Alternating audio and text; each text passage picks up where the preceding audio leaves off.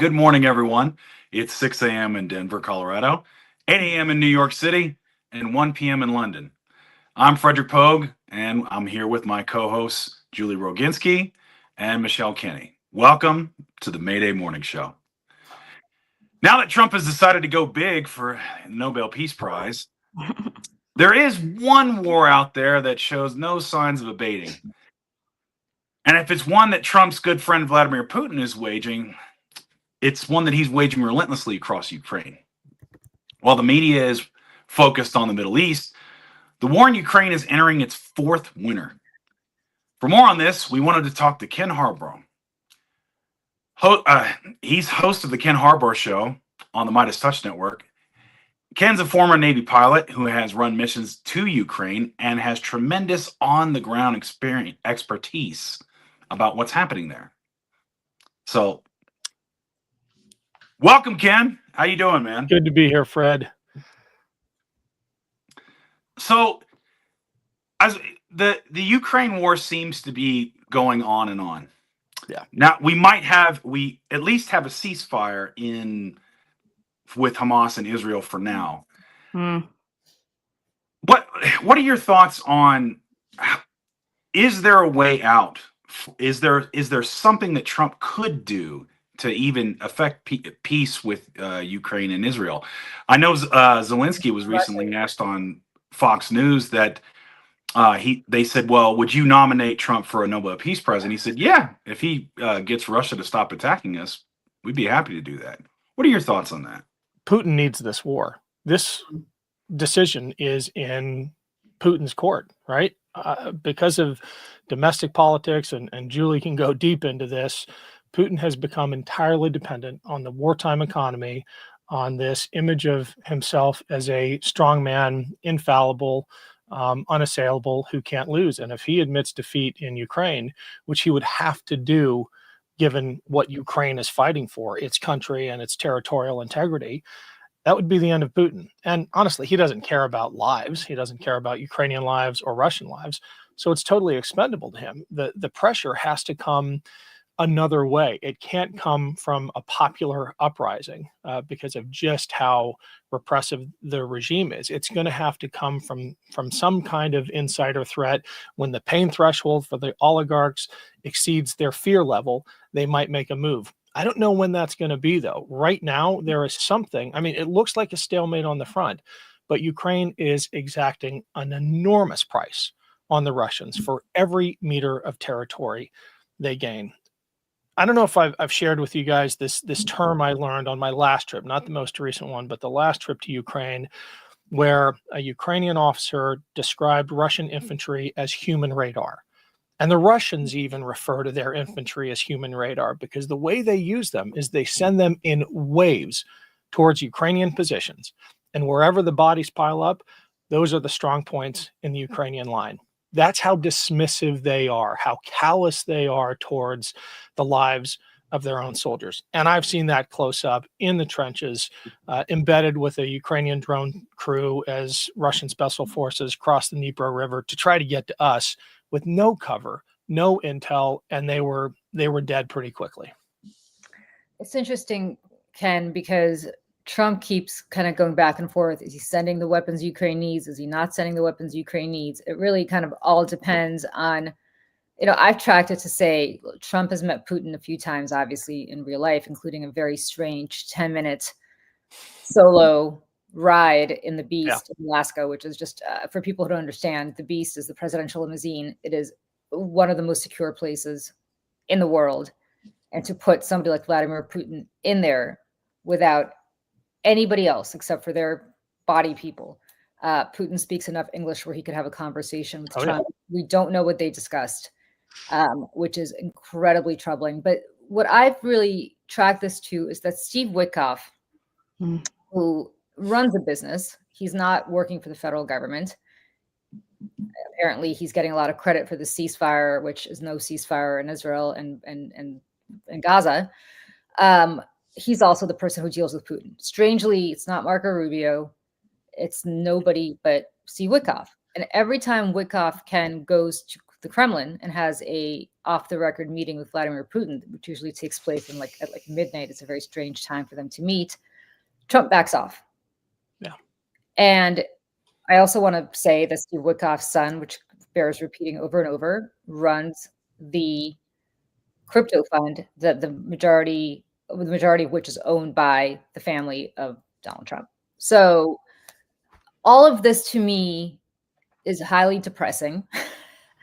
And I don't see an end in sight, Ken. I don't know if you do. I mean, this can go on for the next 10 years, and Putin's not going to care, because you're absolutely right. He cannot stop. The economy will collapse. There's nothing left of the Russian economy except for the war. I hear you.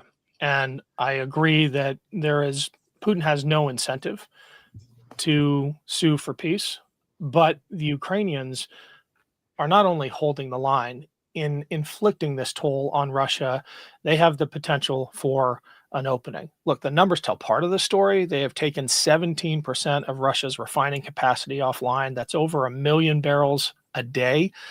$250 billion of capital has fled Russia since the beginning of the war. I think Russia is spending over 2% of its GDP on enlistment bonuses just to fill its ranks. And meanwhile, to gain 100 meters of territory in a bombed out, uninhabited wasteland of a village like Pokrovsk, it's costing them 10,000 lives per kilometer. That is certainly not a recipe for achieving territorial dominance. They're not going to take over Ukraine, but at some point that line is going to break. And when you look at the technological and innovation difference between the Ukrainians and the Russians, the advantage is all on the Ukrainian side. I mean, the terror advantage is on the Russian side. They are slamming Ukrainian cities. I was with a couple mobile air defense teams guarding Kherson and guarding Odessa. I started in Kyiv, and the pain being inflicted on Ukrainian civilians is immense. But it is not having a decisive strategic effect. The front line still is what it is. And if we should learn anything from strategic bombing campaigns, is that they don't really impact morale. It actually didn't in World War II. It is having the opposite effect in Ukraine. Every time a Ukrainian city gets hit, which is every night, every time a playground is hit, every time a preschool or hospital is hit, it strengthens the Ukrainians' resolve. It is not breaking them. It is reminding them with every strike what happens if Putin actually takes the country. Ken, you mentioned the drone crews and you're embedded with them. One of the things that I've been fascinated by is absolutely this technological innovation.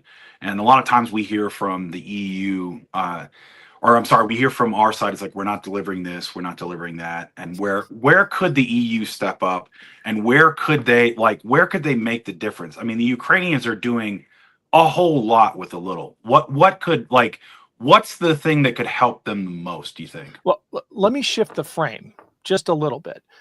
The Ukrainians have reached the point where they don't need nearly as much help as they did a year ago, because they've had to do without, right? They are inventing ways to bleed Putin's war machines that we never imagined. I was in Ukraine during Operation Spiderweb, that master stroke, when they snuck drones near Russian airfields, some of them over 1,000 kilometers away from Ukraine, and in one stroke took out nearly a third of Putin's strategic air fleet, bombers, surveillance aircraft.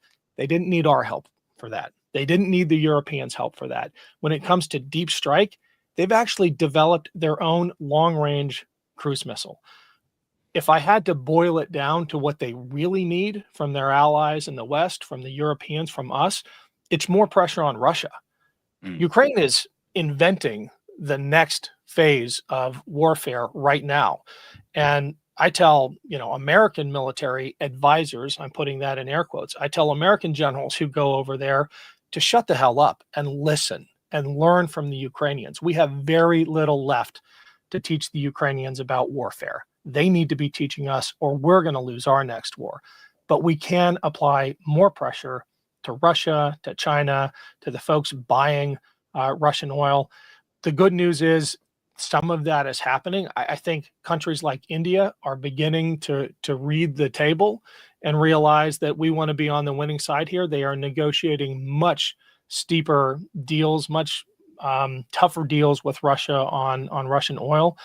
And at some points, Russia is having to sell natural gas and oil at a loss.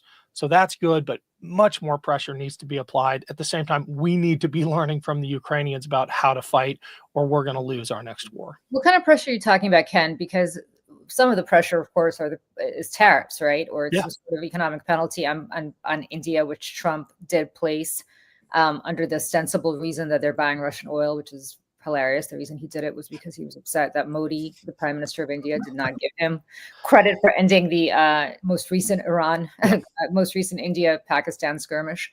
But you're talking about tariffs on places like China. You're talking about tariffs on places like India, which of course hurt the American consumer. So what kind of measures could the EU and the United States apply that would hurt Russia, but not necessarily hurt their own consumers, their own people? Between us and the EU, we have hundreds of billions of dollars of seized Russian assets, including cash, right? We're not talking about yachts that we'd have to liquidate. We're talking about cash in accounts. We need to unlock that and spend it to help Ukraine. Putin says that that would be a red line for him. He said that every single time, way back to 2014, and certainly during the Biden administration. Look, I'm obviously a huge critic of the Trump administration, but this has been a bipartisan problem, the fear of the nuclear saber rattling. Putin's a paper tiger. He's a coward at heart. He wants to survive. He is not going to go nuclear anytime he waves that threat or holds it over our heads. We should laugh in his face and do what we need to do to defend Ukraine, to help Ukraine defend itself.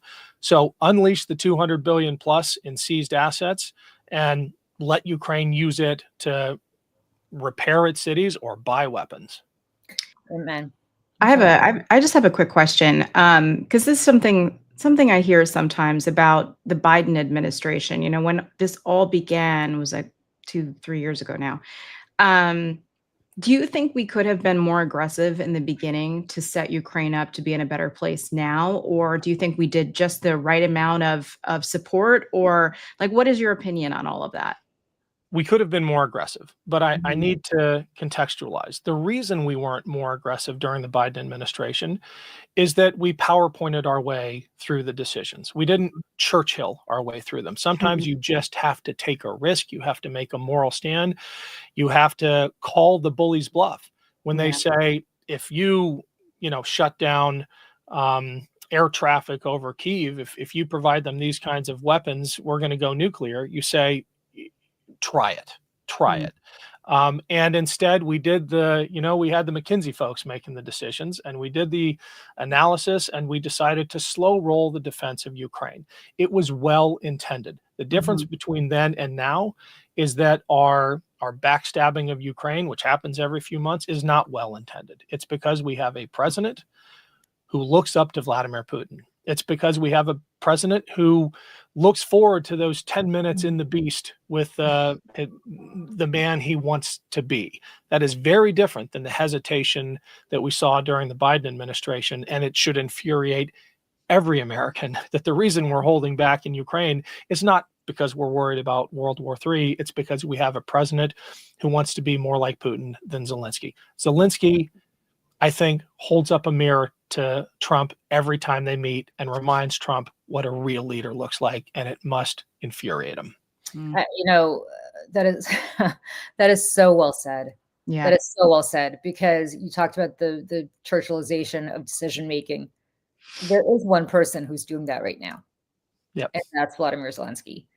And a little actor, comic who got elected in Ukraine kind of on a lark, has it's not Winston Churchill who was born and bred into politics. This is somebody who kind of fell into it accidentally, and you could not have predicted the trajectory of Vladimir Zelensky, speaking of the Nobel Prize one day. The Yeah. should get it hands down when this is all over.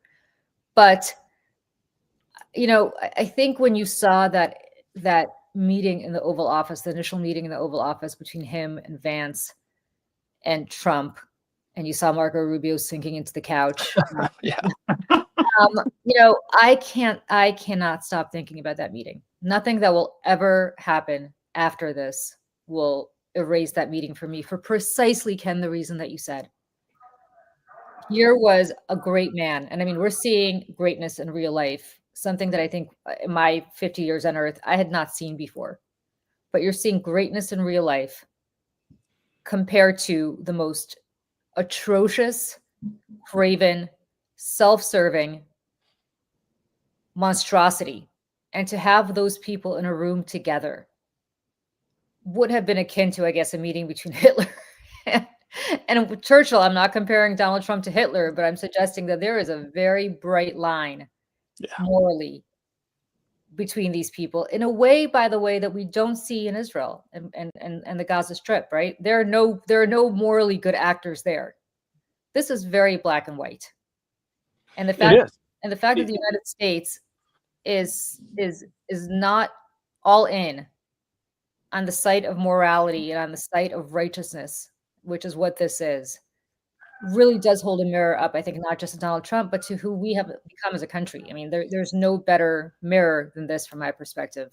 Ken, I'd love to hear your thoughts on that. Yeah, that Oval Office meeting was not just an indictment of Donald Trump and an exposure of his cowardice and venality. It was an indictment of his entire political movement and the entire Republican Party. Because remember what we were looking at. We were looking at one lone warrior sitting in a room full of braying sheep trying to intimidate him, right? It was a room full of Trump sycophants piling on to Zelensky, who held his own when Donald Trump said, "You don't have the cards." What happens just a few months later? He plays 4 aces in Russia and takes out a third of their strategic fleet without telling Trump he was going to do it. Who has the cards, right? Now, American advisors have to go to Ukraine, sit in bunkers on the front lines to learn how they are waging war. Who has the cards now? I just hope that indictment of the weakness, the hypocrisy of the Republican Party as a whole resounds through history. I want that picture to be the antithesis of Obama and Hillary Clinton and the Joint Chiefs watching SEAL Team 6 take out bin Laden, right? That's the ferocity of a nation captured in an image. I want the cowardice of the Republican Party captured in that image. And I want that image to last in textbooks, in my kids' memory for the rest of American history, because it laid bare what the Republican Party has become. So well said, Ken. Thank you so much for coming on today and joining us. I hope we come. I wanted to share the article too. Please go to The Atlantic, read this. It's fascinating. Just really wonderful stuff. Yeah. And go watch the Ken Harbaugh Show on Substack. Please follow Ken there if you're not already. It's called the Ken Harbaugh Show. We're streaming there right now, as well as we speak. So thank you, Ken, so much for coming on, and come back, because this is a great discussion. Love Yes, talking please. with you. Thanks for having me, guys. Thanks, Ken. See you. Bye.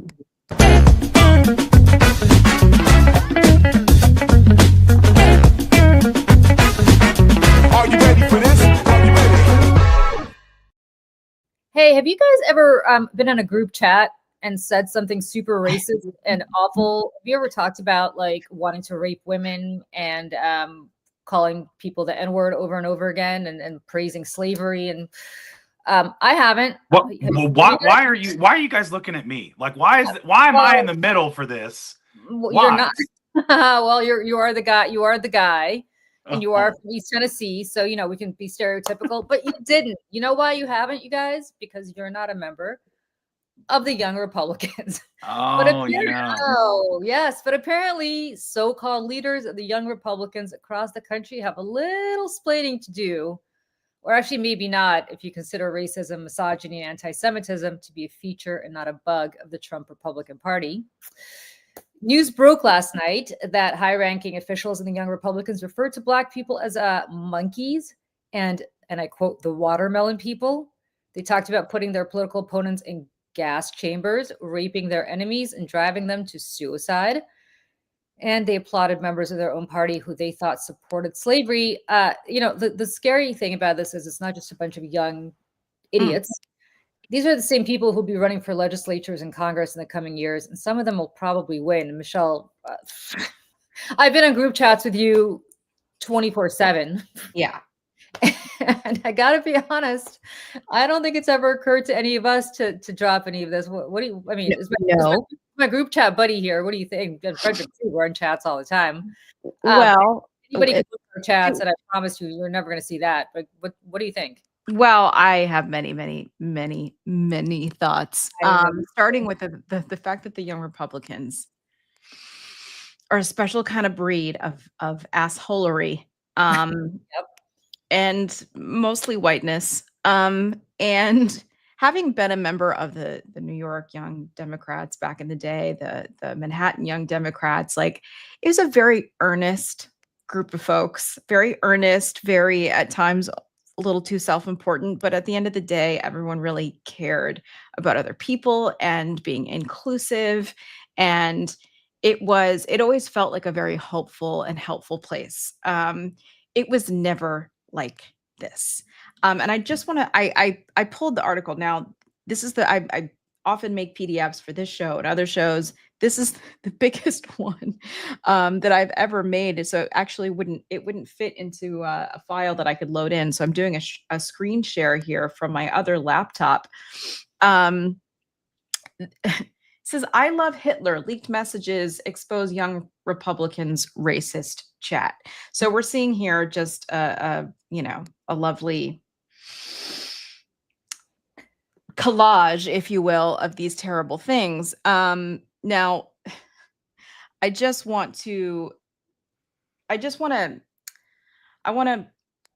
actually don't even know where to speak, because it's the second paragraph here. They refer to Black people as monkeys and quote the watermelon people, to Julie's point that she said, and mused about putting their political opponents in gas chambers. Now, I was watching The Bulwark last night, and Sam Stein, actually, I mean, they made a good point. They were like, if I don't laugh, I will cry, because this is terrifying. These people terrify me. But Sam Stein was like, listen, I did Control F and searched the word Jew and only saw it a few times. So I was at first like, oh, okay, well, it's not as many as of my people. He goes, but then I looked deeper into the gas chambers and the Hitler references, and I was not prepared. Now, I just want I want us to look at some of these people in this chat, okay? Here's two folks, Williams, or I don't know if it's William or Williams, Hendricks, Peter Ginta, who are prevalent in this chat, saying some of the most horrible things.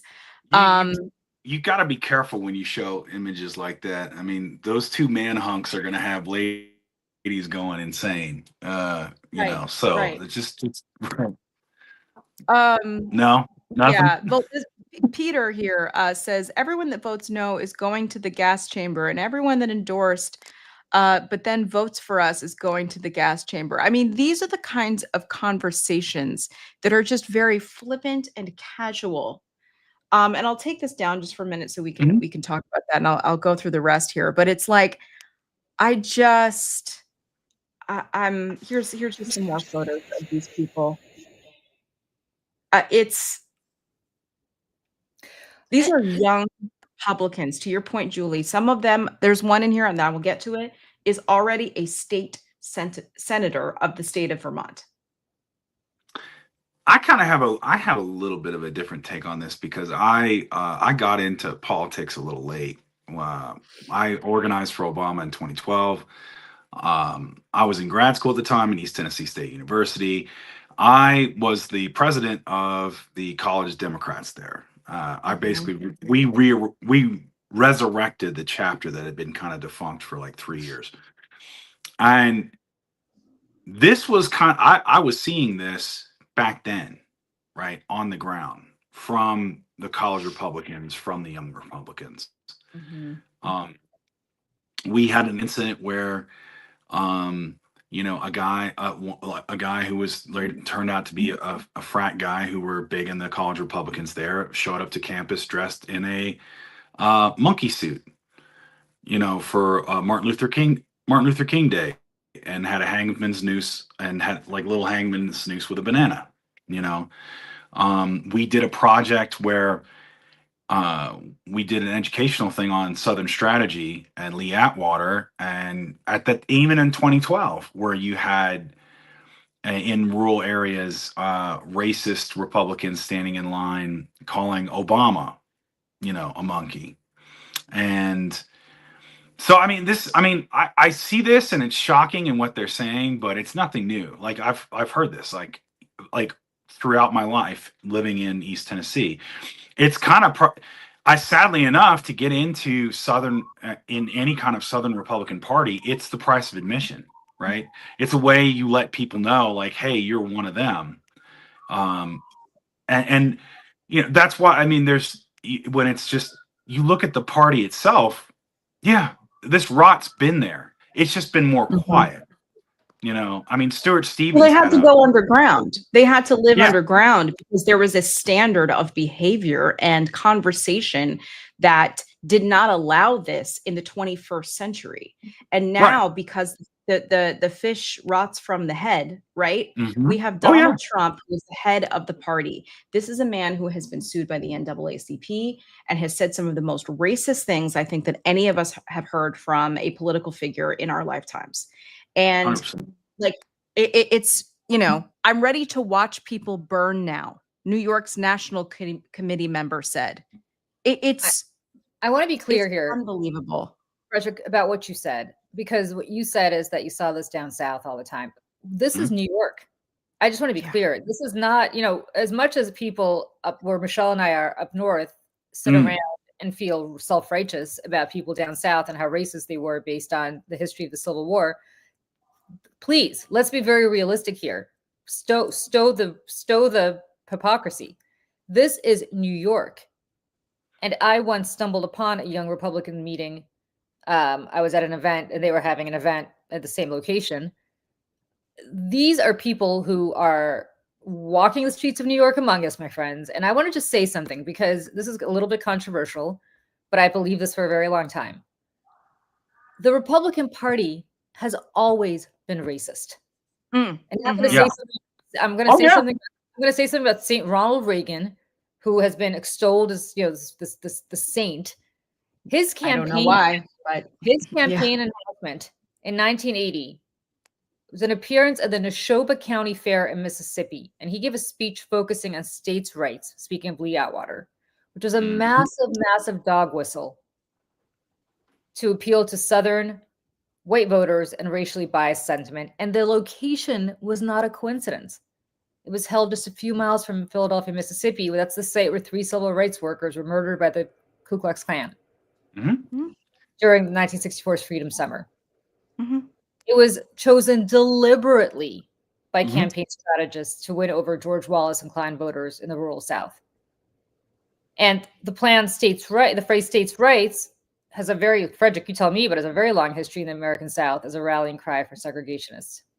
Oh, yeah, 100%. So, Donald Trump, and I keep saying this, Donald Trump he's not the symptom. He's a symptom, excuse me, but he's not the root cause. He's not the disease. No. The disease has been here all along. He is just giving these people permission to say this out loud. And to the point of Lee Atwater too, I just want to say, like, he is the godfather of a lot of this like modern republicanism, and he was the mentor for Karl Rove.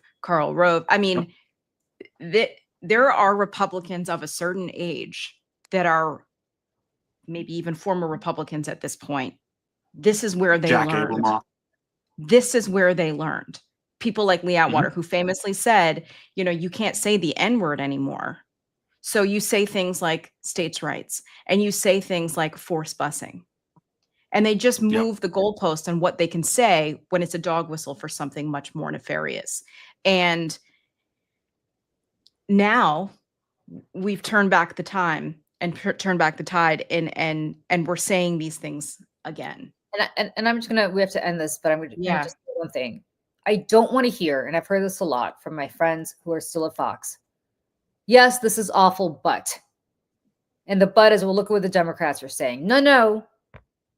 End the sentence where it is. Yes, this is awful, and we need to get rid of these people. We don't want them in our party. That's it. There's no both siding this shit. Yeah, because the Democrat were ever to say this, and I don't know that a Democrat ever has said this, at least to my knowledge. But if a Democrat ever said this, bye-bye. I don't, there's not going to be any both sides stuff. No. And JD Vance, by the way, has put out a couple tweets, that one too, about Elizabeth Warren, but said basically, I'm not worried about what college students are saying in a group chat. I'm more worried about the Democrats. That's literally what he tweeted yesterday. Well, you know what, JD Vance? I'm worried that these people want to put me in a gas chamber. I'm worried they want to. I'll say this real quick, right? And then we'll move on. Is show me that how much daylight there is between what David Duke said and what David Duke, Grand Wizard of the Ku Klux Klan, and Donald Trump. Go back and look what their party. The party platform is basically damn near identical at this point. Yeah, David Duke must be thrilled. Oh yeah.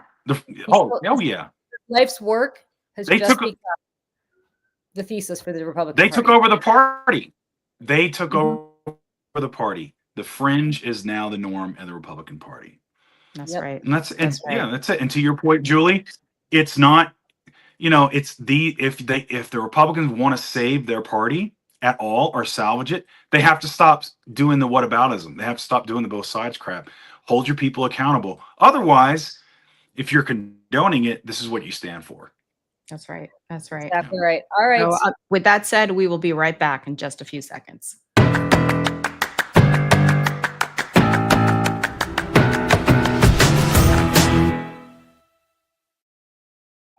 So, folks, remember how the mortgage crisis drove the nation into the Great Recession? Well, there are ominous signs, canaries in the coal mine on the horizon yet again. This time, it's two automotive-related companies that have gone bankrupt, raising fresh concerns about the credit market and whether that combined with Trump's tariff war is spelling doom for the U.S. economy. Meanwhile, over 6% of subprime auto loans are now more than 60 days delinquent. The highest on record, and vehicle repossession surged to 1.73 million last year, the most since 2009, which was a time where, I think we can all remember was not good. So, Frederic, I'd love to know your thoughts about this. Normally I do a shtick right now about how confused I am because Trump says, oh, the economy's great. We've defeated inflation. Gas is like 5 cents and whatever else he says. But honestly, this is just math. You can't have Americans in some studies that are 64% by the end of 2024, we're living paycheck to paycheck. That number has risen as high as 67, 68. We're seeing drops in employment. Manufacturing sector is 7 consecutive months. That means each month it keeps dropping. Every time you open up any kind of business section, there's layoffs in tech, in transportation, in manufacturing, in you name it. And so, when that happens, people do what? They stop paying certain bills. They start doing triage. And car notes are one of the first things to go. And so it absolutely is a canary in the coal mine for what's coming. And you look at the housing market, you look at the AI bubble. AI bubble is real. That is real. Right. Yeah. They just admitted that they started talking about the AI bubble in the financial sector about a month ago. And so, it's, the scary part of this is part of the shutdown, I think, is just Trump trying to deflect blame on what they know is coming. Because even if they're juking the stats at the Bureau of Labor and Statistics, they know what's coming, right? Oh yeah, There's- you can only cook the book so much before people look around and go, "Wait a second, like this isn't adding up."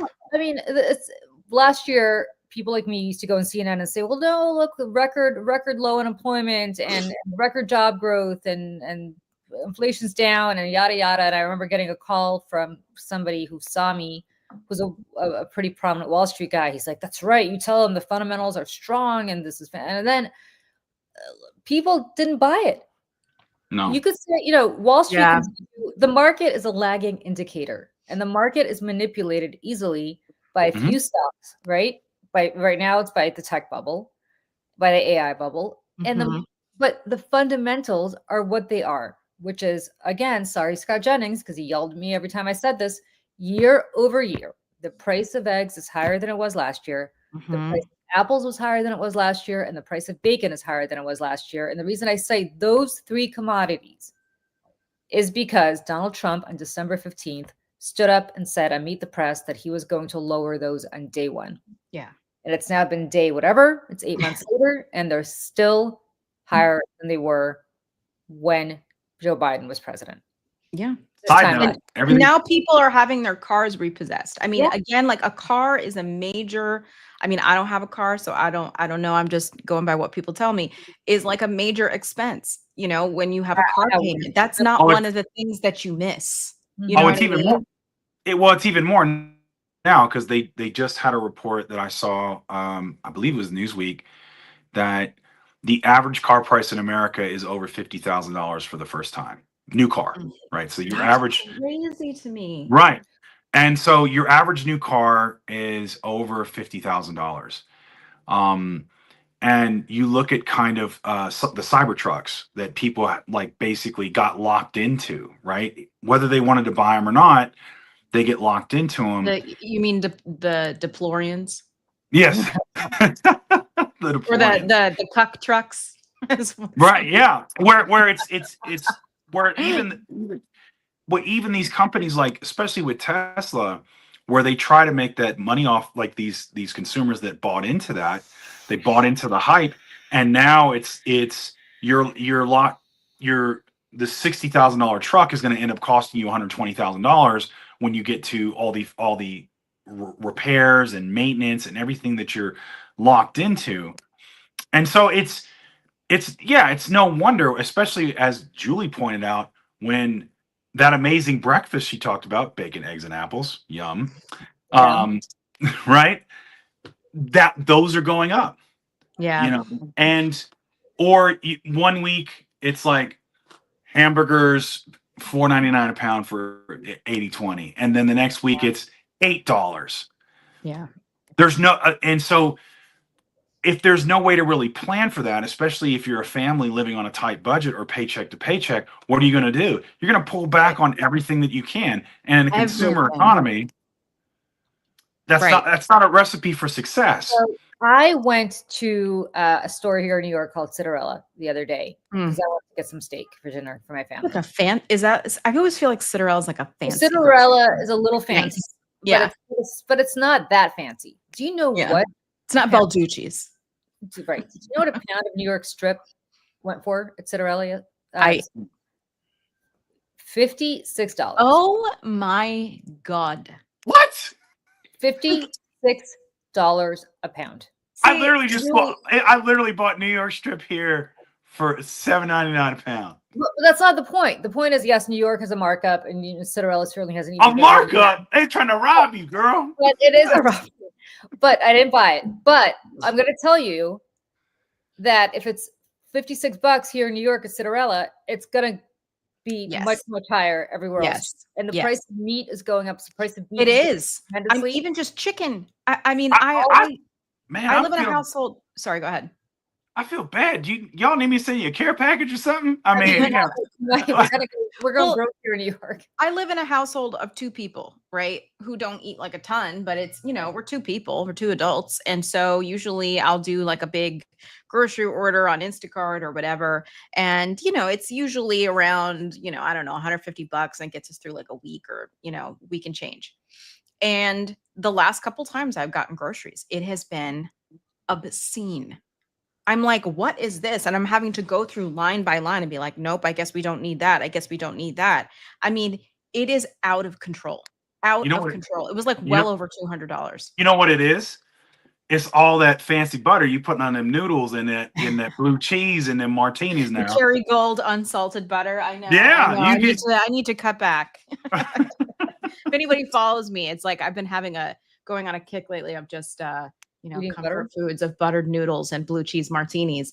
But just and I know we got to wrap this up here, but this article in CNBC, just to bring it back to the cars here for a second, it says Jamie Dimon says auto company bankruptcies reveal early signs of excess in corporate lending. Well, Jamie Dimon, who runs JP Morgan, took a bad bet on one of these automotive companies and it collapsed. So Jamie Dimon got a little burnt.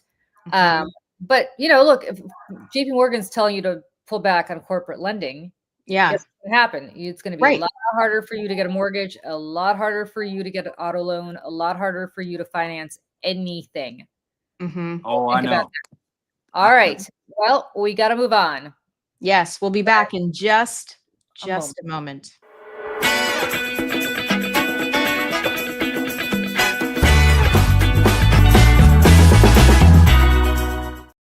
All right, we're going to do this quickly because I don't want to spend too much time on these people because they don't deserve any of our time. But I got to tell you, there might be good things happening.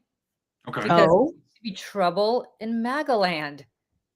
Alex Jones, who I think we all know is a wackadoodle far-right conspiracy theorist, went on Tucker Carlson, another wackadoodle right-wing conspiracy theorist, on his show the other day and took a blowtorch to some pretty prominent names in the Trump inner circle. So really? Yes, he called Attorney General Pam Bondi lazy. He called Kash Patel, the FBI director, compromised. I want to know more on that. I'd use bigger words than that, but yes, keep going. He called his deputy, Kash Patel's deputy for now, Dan Bongino, another wackadoodle, emotional and a big baby. I second that. I've been around Dan Bongino. That's a nice way to put what his mental problems might be. Dan Bing Bong. Big Bong. He also called Todd Blanche, Bonnie's deputy, a dyed-in-the-wool Democrat and Bill Barr 2.0. This is the guy, remember, who's basically about to spring Ghislaine Maxwell. Now, this is all because she believes the Justice Department can but won't shut down the efforts of Sandy Hook families to hold them accountable for calling them crisis actors. But is this paradise, you guys, in MAGA land, or is Trump going to keep them together? What do you think, Frederic?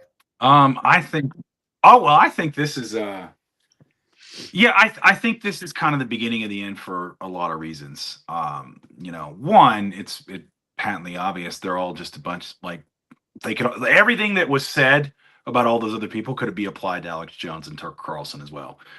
They're just a bunch of big babies that want to be in front of cameras and just have all the attention focused on them. So there's no sense of team, right? There's no sense of we're part of an organization. We're trying to advance the organization.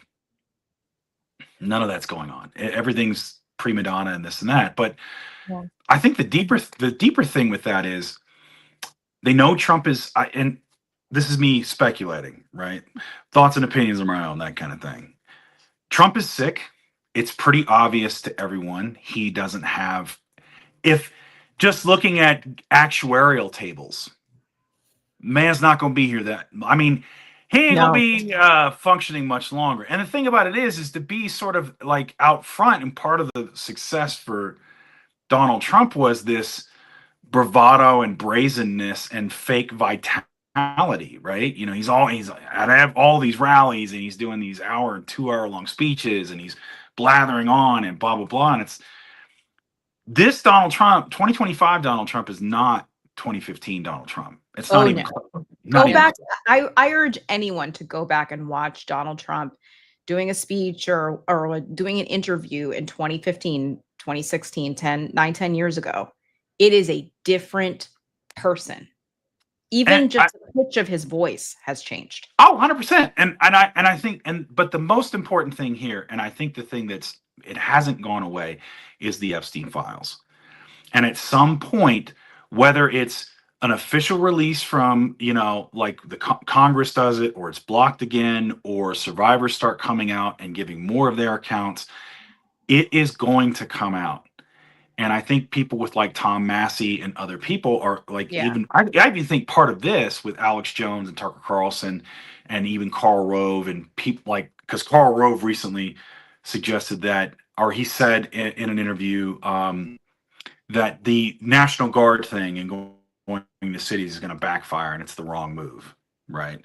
So I think part of that is everybody's going to have to account of why were you supporting someone who is in the Epstein files doing what he did, Well, I'm a little more cynical about the Epstein files because, listen, it matters. It matters deeply. There are many, many survivors. I think that there's many that we will never even hear from. But to your point, yes, Thomas Massey, Marjorie Taylor Greene. When Marjorie Taylor Greene was out there on the steps of the Capitol with the survivors, like, for whatever crazy pants, self-serving reason she was there, okay, fine. I don't know what that is, but I'm just assuming. But at the end of the day, her being there at all matters a great deal. And as someone who I can't think of many things that I agree with her on at all. I think she's cuckoo pants, but I got some respect for her because she's not towing the line on several things, that being one of them. But I'm cynical about it because I actually, it matters. It's going to tell a much bigger story. It's going to connect a lot of dots, but at the same time, I don't think it's going to matter to the American people and the people who like him. I just don't think it's going to matter. But also in terms of MAGA distancing themselves, I think that they are doing that in a way. But I think we've seen in the midterms or any sort of election cycle where Trump's name is not at the top of the ticket, Republicans lose. Yeah. And, that should be telling. That should be telling. And that's why people are, oh, well, JD Vance, he's going to be no, he's not the heir of this movement. I disagree. I think that will be, I disagree to a point, right? I agree with you on Marjorie Taylor Greene. I think that will be a breaking point for a lot of people with MAGA. What are your thoughts on that, Julie? Do you think, like, if it comes out that Trump is in the Epstein files, They're not like, going to believe definitively? MAGA's not going to believe it. They're going to say it was planted. They're going to say it was fake news. They're not going to believe it. So, but I'm not talking about MAGA. I'm talking about voters who gave Trump a chance. Because he couldn't get elected just on MAGA. And the one thing about MAGA, I would say, is the really messianic ones are going to obviously come out and vote. But is it going to be enough to make people stay home next year? The people who otherwise might vote Republican are saying, oh my God, the price of everything is up. The stuff in the Epstein files is questionable. I might just not come out. Maybe I'll skip this one. Yeah, Trump's not on the ballot. And that's that's what I think is chipping away the stuff matters on the margins, because that's how people get elected now. They get elected on the margins. So on that note, we got to run. I don't want to spend too much time talking about MAGA because they don't deserve it. But I just thought, and Michelle, I can't wait because, in the E-Block, we have a new thing now for people who don't know. In the E-Block, one of us, today it's Michelle, is going to talk about whatever that person wants, and the rest of us know what it is. So we're and let me grab these pictures here and we'll be right back.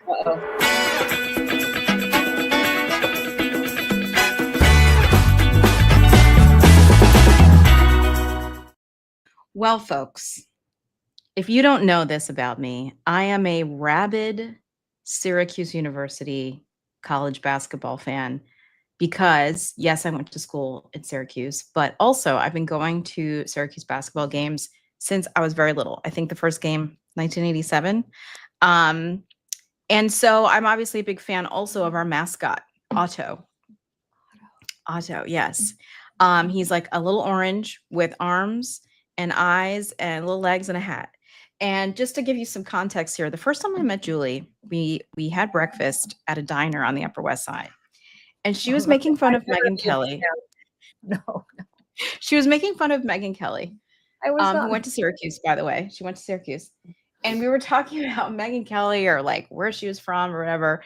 And Julie goes, isn't she from one of those like shitty towns upstate, like Syracuse? And I was like, wait a second.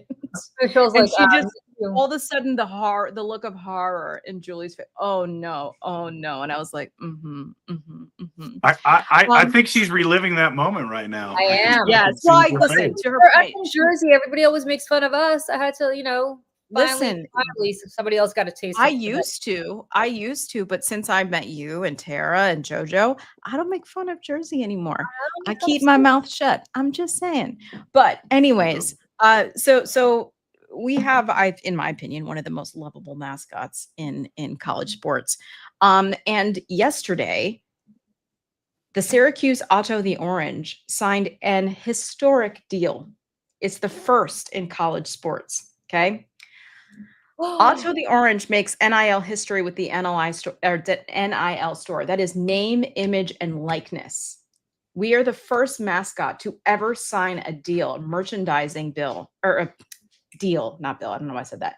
Deal for name, image, and likeness, like an athlete or something else of that nature. So it says here, move over athletes. There's a new star in the NIL world. Syracuse University's beloved mascot, Otto the Orange, has officially signed a name, image, and likeness deal with the NIL store, becoming the first mascot in history to join the name, image, and likeness era. And in true Otto fashion, the signing wasn't just historic, it was hilarious, heartfelt, and extremely orange because, we love. And just some more context here. The agreement includes a new exclusive apparel collection featuring Otto. The line includes an Otto orange mascot jersey, number 44, which is like a very famous jersey for us, streetwear and retro collection. But for anybody who cares, there's a lot of history here with our mascot because we're not like, we're not like a dog or a Commodore or something like this. We are kind of like a inanimate object with a personality and soul. And so some fun facts about Orange the Otto. The Orange's origin story starts in the 80s.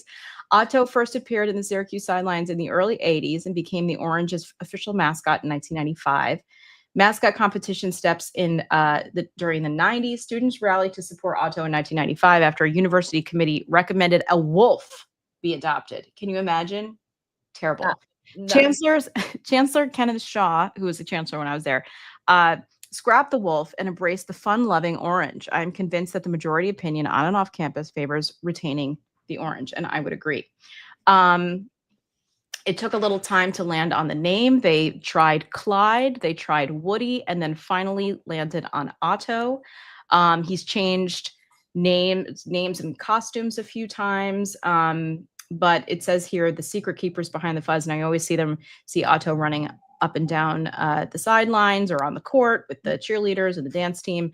Group of 10 to 12 student athletes who keep their identities anonymous share the responsibilities of the smiling, wide-eyed fuzzy ball throughout the year as Team Otto. So in Syracuse sports, this is a very big deal. We are the very, very, very first to ever have a mascot ever do this in college sports. And so congratulations to my Syracuse Orange. Congratulations to Otto Orange. Go ahead. No, I have some concerns because concerns. Part of the part of the NIL,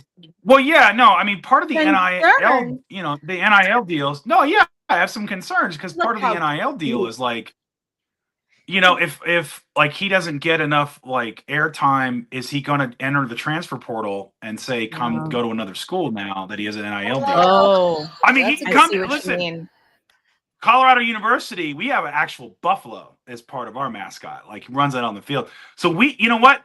Let me make a call to Coach Prime. Runs out on the field in Colorado. Yes, like a real animal. Yeah. A real animal. Yes. Because we're in the West, and that's how we get down. But I'll tell you what, here's what I'll do.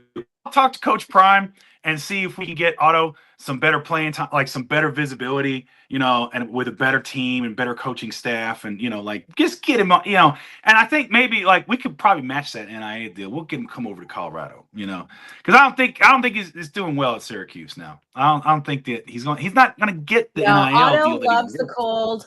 Otto loves the cold. Otto loves lake effect. He's an orange. How's he gonna love the cold? Yeah, why is he an orange?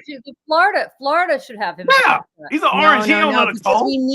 because in Syracuse, we are vitamin D deficient because the sun never shines. So we need oranges to replenish our vitamin D deficiency. That's Well, This is my citrus. explanation. You trying to? My school mascot, I always have to make fun of this, is a terrier. So I went to Boston University. We have the BU Terriers. I have to admit, I've never been to a BU game in my life, so I don't know if a real dog runs out or somebody dressed as a terrier. But I would love that. Like that'd be great. yeah, like a little teeny tiny yappy terrier. Like who the hell? Like what? I would just love to be two dudes, you know, just like in a costume trying to. Like yipping around like this. And you know, a couple people have corrected me. I said vitamin D, I meant vitamin C. I am vitamin D deficient, so I think that's where my brain went. But vitamin C also, and our immune systems, you know, we need that, especially now that we don't have, you know, vaccines. And well, I mean, it's probably to prevent scurvy, because if you go up to Syracuse, there's probably all the missing teeth from all the scurvy that they got. Oh, I'm not saying a word. It's a beautiful. That's why they got the orange now. You know, missing teeth. Why else would it be an orange? It's for the scurvy. Y'all need a citrus. You are from East Tennessee, young man. You are from East Tennessee. Listen, our missing teeth is meth related. Just don't get it twisted. It's not scurvy. Okay. You know, listen, Syracuse is gets a bad rep, I think, because of our weather and whatnot. But it is a lovely place. It is the home of the Wizard of Oz. It is was written by L. Frank Baum in Chittenango, New York, which is 5 minutes away. I could go on and on and on. Lots of people. Oh, they asked us to do temporary duty assignment when I was at American Airlines ramping up in the winter. You was like, y'all want to go to Syracuse? We're like, no. Just really quick. When I first talked to Jim Acosta and we were talking about where I'm from, he was like, "Oh, I had to go up there very early in my career on an assignment." He was like, "It's cold," and I was like, "Oh yeah, it's not for the faint of heart." But anyways, Otto the Orange, congratulations on being the first mascot in college sports to ever sign a name, image, and likeness deal. We'll get him. We'll get him at Colorado. Prime will get him. We'll get him. He'll hit that transfer portal so fast. We'll get him over here. You know, it'll be Otto in the Buffalo. I'm not saying anything because every time I say anything about Syracuse, I see something that's really offensive. So congratulations, Otto. Well, that's because you're from New Jersey. Yeah, the greatest state in the nation. All right, congratulations, Otto. And congratulations, Michelle. Thanks. It's very exciting. Very exciting.